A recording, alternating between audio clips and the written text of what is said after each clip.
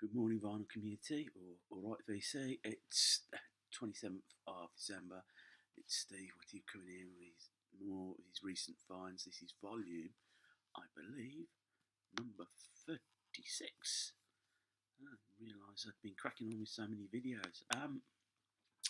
You'll have to excuse me, I've got a bit of a cold. I spent yesterday again at my sister's. We had all the family round and, food, playing games. And a lot of bodies.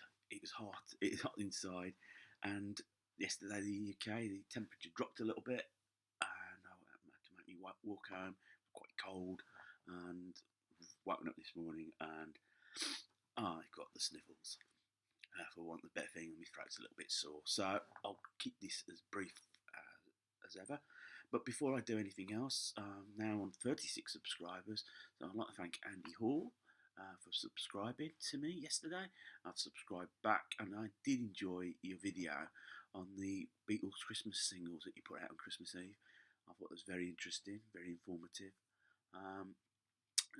Certainly might be something to have a look out for. Though I suspect they will cost me a few pennies. These records sort of carry on from a big recent haul I had. You may have noticed they're in alphabetical order. So without further ado, I'm going to crack on. This is the best of Bobby V. Somebody else that's passed on this year, and may have gone a little bit unnoticed. Early 60s, yeah.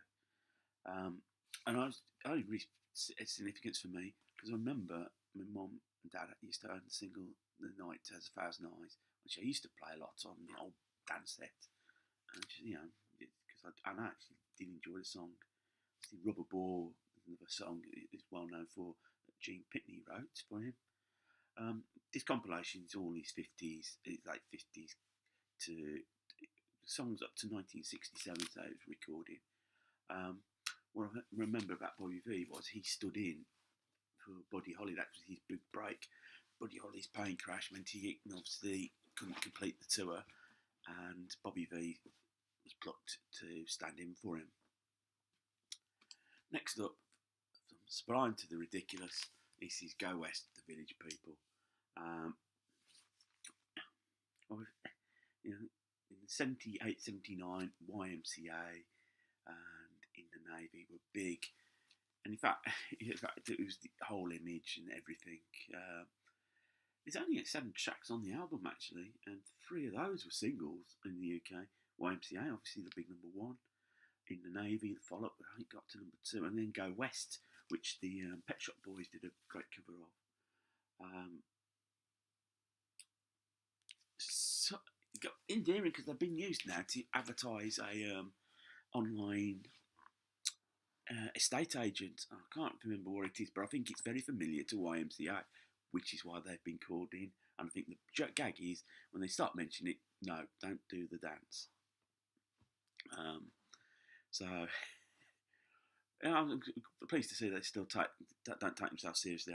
Though I do suspect that not any of the original are left in the band.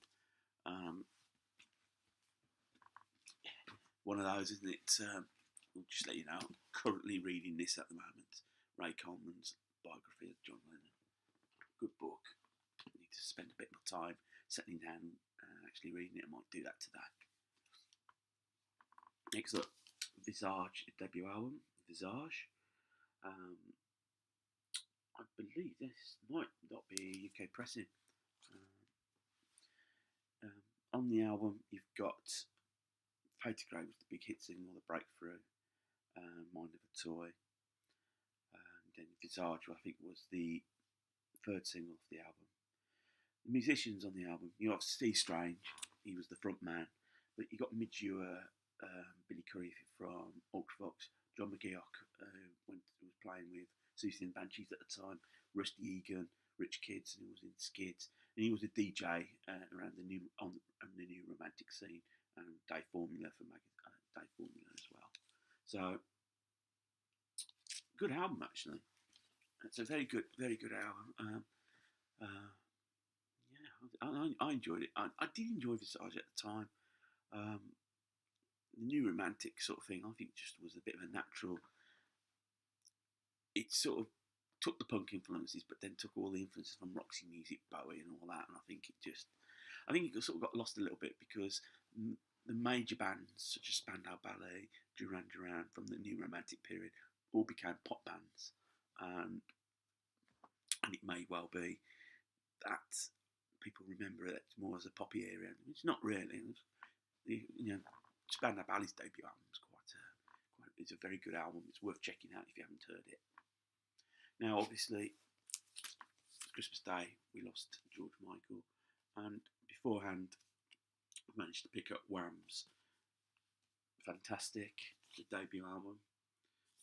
Big singles, Young Guns, Go For It, Bad Boys, Wham Rap, Club Tropicana, all popular hit singles. Far the better album was this, which is Make It Big. Wake Me Up Before You Go Go, Everything She Wants, which was the B-side to Last Christmas, which they flipped once Christmas had gone past. Freedom, again, another #1 single, and Careless Whisper, which was released as a George Michael single, even though it was credited writer credits were George Michael and Andrew Ridgeley, which was strange because it was George Michael that wrote the songs, everything else. It is a shame he's gone. I've picked these albums up for less than £1. I suspect now they might be going for a little bit more. Such is the way the commercial world goes. People go, the value goes up. It's just the way it is. I think let's remember George Michael for it. I remember him for that early stuff, really, up to the early 90s. I think he lost his way a little bit. His health, obviously, sadly proved to be a bit of a stumbling block for him. He wrote some good songs, and he touched a lot of people's lives. I think that's probably what's more upsetting is for a lot of people. I've been reading the comments on Facebook. It's the soundtrack to their lives. And that's probably the worst thing, when you lose somebody that you like. I think felt the same with Bowie. And people felt the same with Elvis and John Lennon passing. It's soundtrack to their lives goes. It's like somebody's taking something of your life away. But we've got the music, and I think that's the important thing. We remember the good things with the music. On a happier front, Kim Wilde's debut album. A bit of water damage on here, but the record plays. Kim Wilde, daughter of Marty Wilde. He co-wrote some songs with Rick, his eldest son Ricky. In fact, that's Ricky there, part of the backing band. Kids in America is just a classic pop song. Check Love was the follow-up single. Water on Glass, they were the 3 singles on the album. Great record. I'm pleased to have that because I did find a copy of Kids in America which was unplayable. So, moving on, something totally different. This is Andy Williams, and this is Can't Help Falling in Love. I picked up Solitaire a few weeks back, and again I found this. I just found this quite enjoyable, actually. He's probably one of these artists that falls in the bins, charity bins. He's got his version of Bridge Over Troubled Water, Raindrops Keep a Falling, Can't Help Falling in Love, which was the big single. Both Sides Now, he's covered that. A Reason to Believe. He had a great voice, and he did interpret the songs well. And I know in America, because the TV series, a lot of kitsch. Great cover as well. Sort of gatefolded cover. I'm pleased they've got picked that up. It's a good album. In fact, that and Solitaire, they're both good albums. Next up, Mary Wilson. This is from the 80s, 1983. Her band was the Wilsations, very 60s influenced. Fashioned herself the Queen of the Beehive. think a backing band at one time featured Julia Fordham as one of the backing singers. Big single off this was Just What I've Always Wanted. She did a great version of Cry Me a River. In fact, Mary Wilson, when she sort of finished with the Will Stations, went into a jazz, became prominent as a jazz singer. Yeah, it is what it is. 80s pop of that time. Getting there to complete my Wings collection. This is Back to the Egg. Yeah, this, I don't think it's their strongest album. I know some people think it might be their best. Not too sure. There are some songs I like. Oh, Siam Sir. I like Rockestra Feed, The Broadcast. Probably, yeah. Maybe I'm comparing it to Band on the Run, and maybe that wrongly, but it's not a bad album, you know. I think, but it's not my favourite Wings album. Wonder Stuff Up. This is their, I believe, the second album. Came out in 1989. Great album. Wonder Stuff were a really good band. They split up in '93. Come back together. Again, they're still performing. What we got on here? Don't Let Me Down Gently single. Yeah, I think great album. It's the last album to feature Rob, the bass thing. Rob, he left afterwards, moved to New York. Sadly, died not long afterwards. An album that's better than I thought it would be. Yazoo's. Upstairs, Eric again. Bit of water damage on the cover. Final place, great. Only You, big single, Don't Go.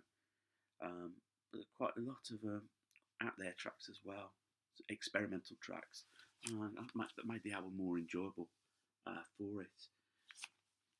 Yazoo, the fire, it's sort of the flame. What's the word I'm trying to use? It blazed briefly in '82, '83 they split up. I think acrimoniously. I don't think it. I'm not sure if the relationship's as good. Vince Clarke moved on to the Assembly, then obviously to Erasure. Alison Moyet went and did a solo career. To finish, a couple of albums by this guy, Paul Young. Non Parley is his debut album. Just finished with the Q-Tips. I think he just hit the moment right.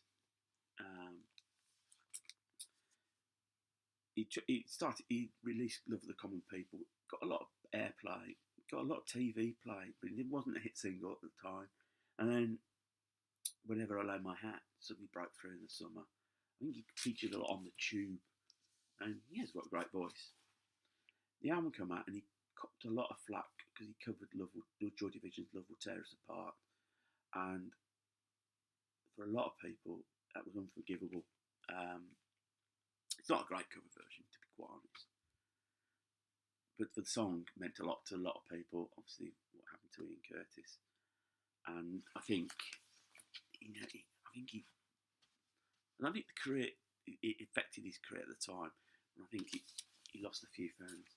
It's finally the second album from Paul Young, Secret of Association. Again, a bit of water damage on the cover. Record's fine.